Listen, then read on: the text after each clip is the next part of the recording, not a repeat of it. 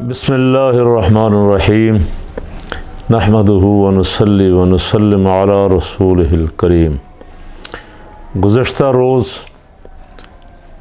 کوئی 8 حلقوں میں 8 قومی اسمبلی کے اور 3 پنجاب اسمبلی کے حلقوں کا انتخاب تھا۔ رات گئے تک اس کے نتائج آتے رہے۔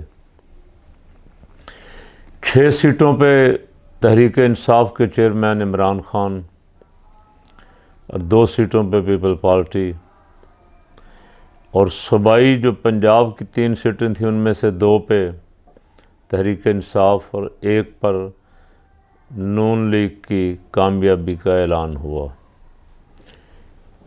ضمنی انتخاب 17 جولائی کو بھی ہوئے تھے، اس میں 20 میں سے 15-16 سیٹیں پی ٹی آئی لے گئی تھی اور باقی 1 آزاد اور 2 یا 3 نون لیگ کے حصے میں آئی تھی۔ اس دفعہ تقریباً 13 جماعتوں نے مل کے الیکشن لڑا اور پورا ٹل لگایا۔ الیکشن کمیشن بھی ان کے ساتھ تھا۔ یہاں بڑے بڑے نام، بڑے بڑے سیاسی کھلاڑی میدان میں اترے۔ ویسے دعوت تو بہت سارے صحافی دیتے رہے کہ مولانا بھی اسمبلی سے باہر ہیں، مولانا کو مردان والی سیٹ پہ خود الیکشن لڑنا چاہیے۔ دعوت دینے والوں نے تو اسفندیار ولی کو بھی دعوت دی کہ ان کو لڑنا چاہیے۔ جب وہ کہتے ہیں کہ عمران خان کے پلے کچھ نہیں ہے اور 4 سال سلیکٹڈ کا نعرہ لگاتے رہے ہیں، تو اب ان کو خود میدان میں اترنا چاہیے۔ لیکن کوئی جماعت کا سربراہ ایمل ولی، آج کل آپ سمجھ لیں کہ اسفندیار ولی کے غیر فعال ہونے کے بعد سربراہی ہے، ان کے علاوہ انہی کی پارٹی کے غلام احمد بلور صاحب، بڑے پرانے سیاسی خاندان سے تعلق رکھنے والے، اور مولانا قاسم صاحب بھی بڑے نیک شہرت کے حامل افراد میں سے اور بڑا نام ایک۔ یہ تینوں سیٹیں پی ٹی آئی آرام سے جیت گئی۔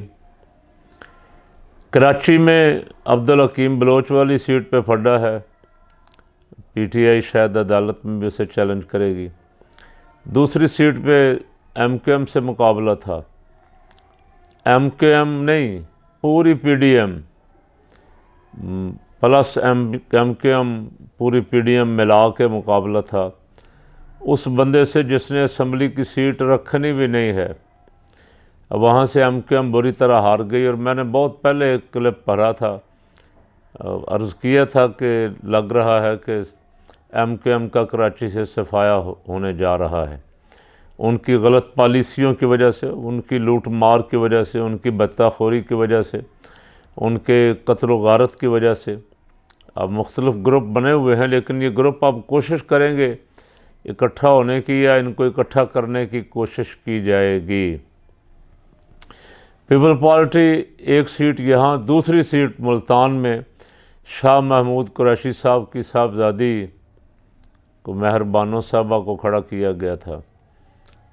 جس دن کھڑا کیا گیا تھا اسی دن جھٹکا لگا تھا کہ جس موروثی سیاست کے خلاف پی ٹی آئی نعرہ لگا رہی ہے، اسی موروثی سیاست کا یہاں مظاہرہ کیا جا رہا ہے۔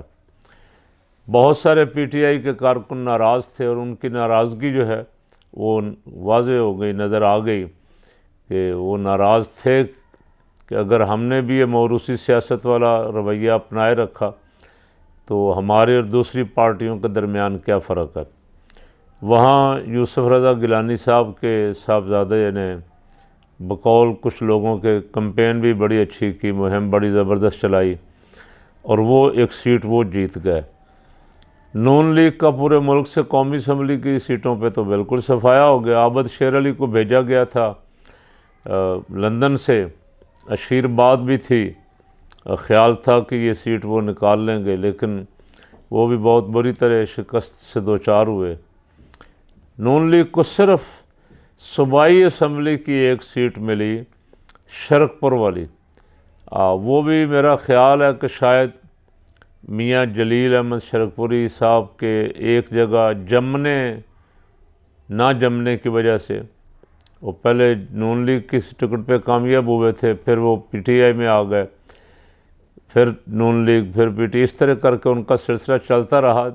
دل تو ان کا پی ٹی آئی کے ساتھ تھا، لیکن کچھ کبھی کبھی کوئی حالات اور واقعات کی وجہ سے انہیں ایک آدھی دفعہ سپورٹ ادھر بھی کرنی پڑی، تو شاید اس وجہ سے بھی ووٹر، ویسے اصل خبر تو ایک یہ ہے کہ وہ بھی مطمئن نہیں ہے، میاں ابو بکر صاحب بھی، وہ بھی دوبارہ گنتی کی درخواست بھی انہوں نے دے دی ہے شاید، اور عدالت میں بھی چیلنج کریں گے۔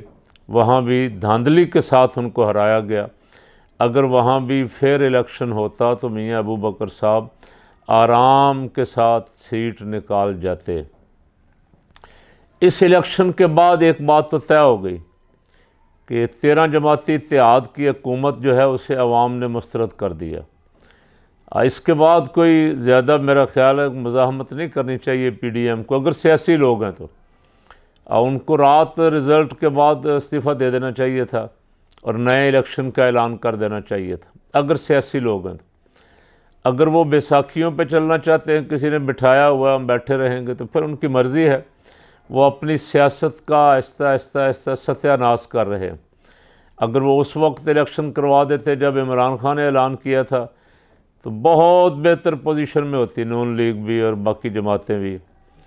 اب آپ اندازہ لگا لیں کہ خیبر پختونخوا میں مولانا کا طوطی بولتا تھا کسی زمانے میں، مولانا کا ایک بڑا کھلاڑی وہاں سیٹ نہیں نکال سکا، مولانا اور سارے مل کے بھی ایمل ولی خان کی سیٹ نہیں نکال سکے، غلام احمد بلور کی سیٹ نہیں نکال سکے۔ ان کے اپنے ووٹ جو 2018 والے الیکشن میں پڑے ان کو، اگر وہ ملا لیں، اس وقت یہ الگ الگ کھڑے تھے، تو کوئی 1.5 لاکھ ووٹ بنتا ہے۔ وہ 1.5 لاکھ ووٹ جو ہے وہ بھی سارا پتہ نہیں کہاں چلا گیا۔ اس سے سمجھ تو آ جانی چاہیے ان کو عوام کا موڈ کیا ہے۔ تمام تر سہولتوں کے باوجود بھی اگر انتخابی میدان میں مقابلہ نہیں کر سکے تو اس سے عوام کے موڈ کی سمجھ آ جانی چاہیے۔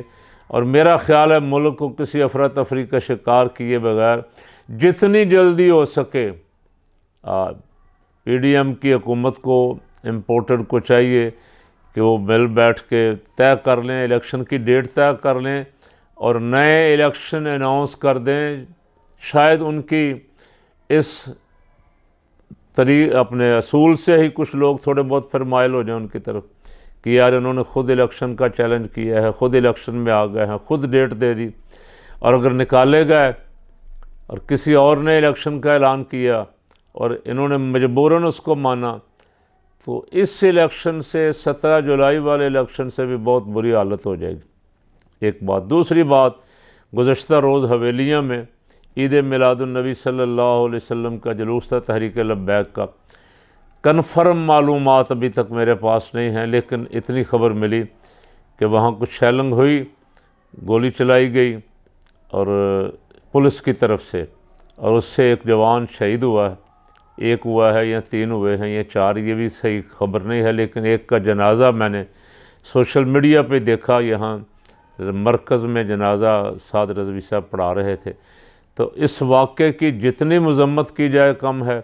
میں مطالبہ کر رہا ہوں کہ فوری طور پہ انکوائری کروا کے خیبر پختونخوا کی حکومت بھی اور وفاقی بھی فوری طور پہ اس کی انکوائری کروائیں اور جو ذمہ دار ہیں ان کو کٹہرے میں لائیں۔ یہ خوفناک چیز ہے، ملک میں آگ لگانے کی کوشش ہو رہی ہے۔ ملک کے ساتھ محبت کرنے والے جتنے بھی افراد ہیں جو بااثر ہیں، ذمہ دار سیٹوں پہ بیٹھے ہوئے ہیں، ان کو چاہیے کہ جلد سے جلد مجرموں کو کٹہرے میں لائیں اور سب کے سامنے ان سے 2 ہاتھ کریں تاکہ آئندہ کسی کو ایسے دوسرا واقعہ ہو گیا۔ 12 ربیع الاول شریف والے دن ہوا، پھر اس کے بدلے میں یہ رکھا گیا، اور اس میں اتنا بڑا ہجوم، سارا دن پرامن یا رسول اللہ کے نعرے، درود و سلام، اس پہ شیلنگ کرنا، گولی چلانا، سمجھ سے بالا تر ہے کون ہمارے اس ملک کے خلاف سازش کر رہا ہے۔ اللہ اس ملک کی حفاظت فرمائے۔